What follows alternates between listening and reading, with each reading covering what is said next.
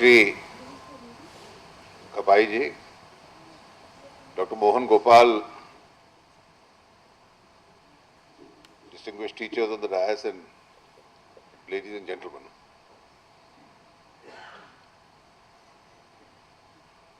Normally it is people concerned directly with the administration of education or experience of teaching or administering educational institutions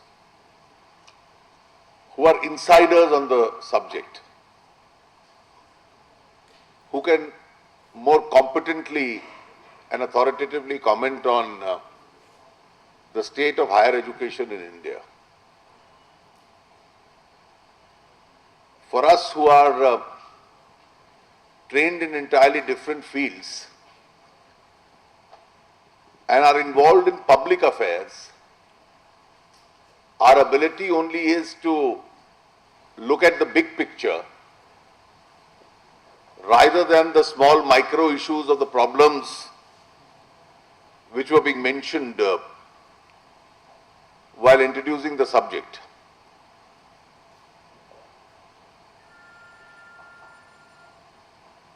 I think before you actually go into the state of education and we start speaking on policies, flip-flops of government, our grievances, we need to look at where we actually stand as a nation today and what is our target in terms of both primary and secondary higher education. If you look at the big picture of the Indian economy, today agriculture has started contributing about 15-16% to the country's GDP, and 60% of the people are involved in agriculture. Your services sector is about 58 odd percent. I may be inaccurate by a percent or two. A little less than 25-24% would be your manufacturing sector. So if you look at the state of India, we haven't taken our manufacturing sector growth into the double-digit curve which China did, 14-15% continuously over a period of a decade and a half. And this is important because this indicates where the supply line of human resource has to come from. So 60% people are sharing that 15% income. And whenever economies and nations grow, you need to pull out a very large percentage from this 60%. They'll move where centers of the economy are, where jobs are, where economic activity is. So they'll get into the manufacturing sector, they'll get into the services sector. And your national objective at the moment has to be to get a very large percentage which is underemployed, unemployed in that sector. And that's where poverty is, besides some segments of urban poverty. And you really need to take these people into these areas. Now, geographically, if you look at India, there are two regions of worry. One is your hill areas, your far-flung states. You'll have Jammu, Kashmir, the hill states have a slight issue. Your northeast. And then you have the entire insurgency infested region across the length of India, where the nature of economic activity, educational activity is extremely inadequate. The third factor which you have to consider is what is the profile of India as a nation in the entire comity in the world.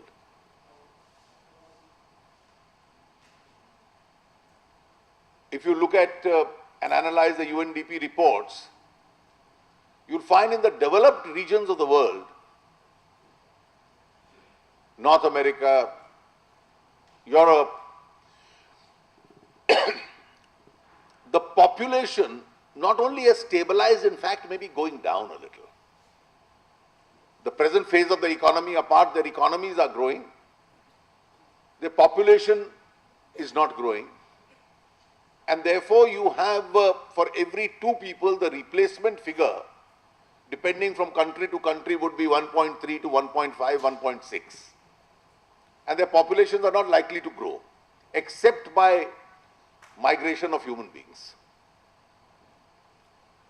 When their economies grow, they need people to manage those economies.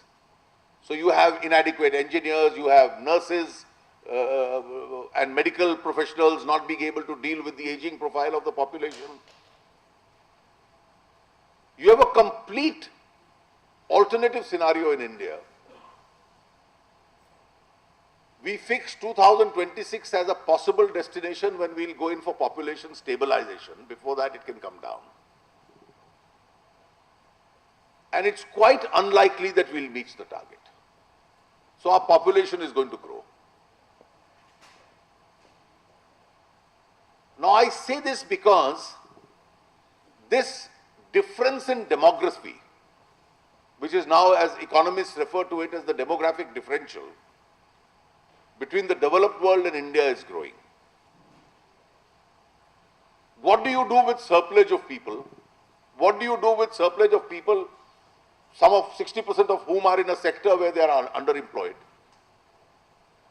And there are other economies in the world which need those people.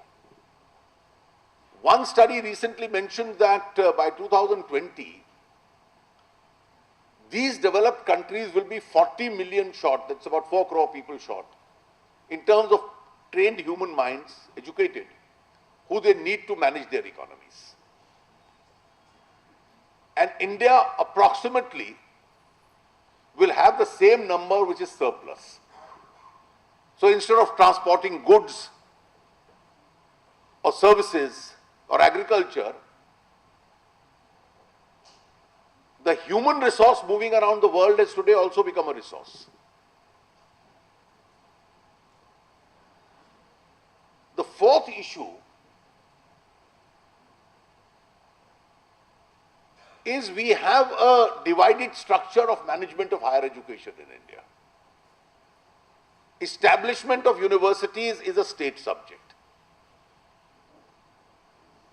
And with today an evolution in political philosophy of the nation has taken place. In the 1950s and 60s, when there was a perceived threat whether India will remain together as a nation to unity and sovereignty, the primary challenge was unity and sovereignty. Today, when that danger is behind us and regional aspirations have risen, there's a huge outcry for federalism and regional aspirations. So if you speak in terms of transferring the subject of establishment of universities from the state to the center, it's not going to take place. So some technical institutes are within the domain of the center, some original central universities which existed before 1950 are in the domain of the center, or some specialized kind of institutions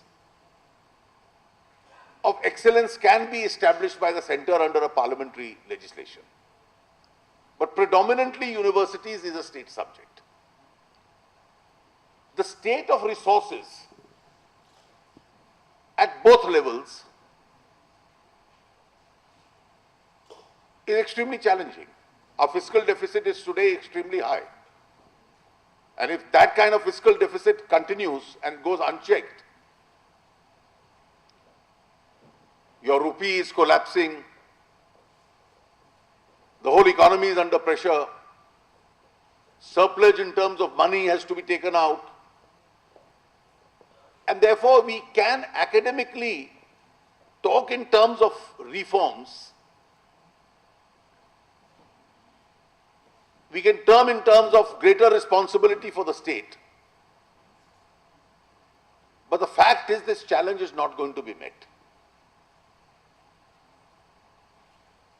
The difficulty with exclusive academic exercises is one always tends to transfer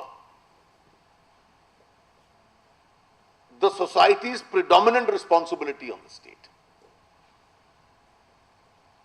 I think this thinking itself in terms of economy has cost us very heavily.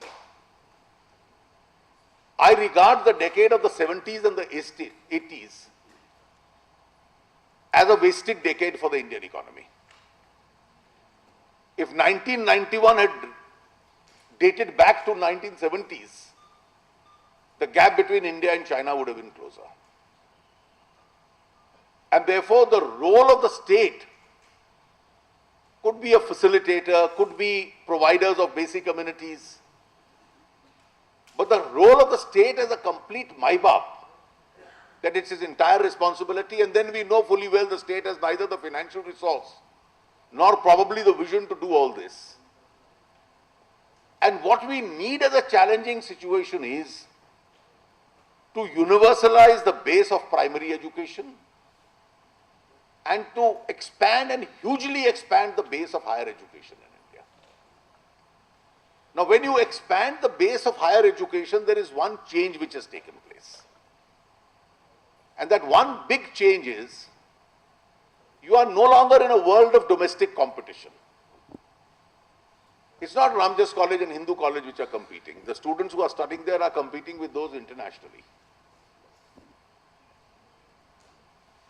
The standards of competitiveness have also become tightened. In today's world, it's a cruel world because your mediocrity has almost become synonymous with lack of success, if not failure.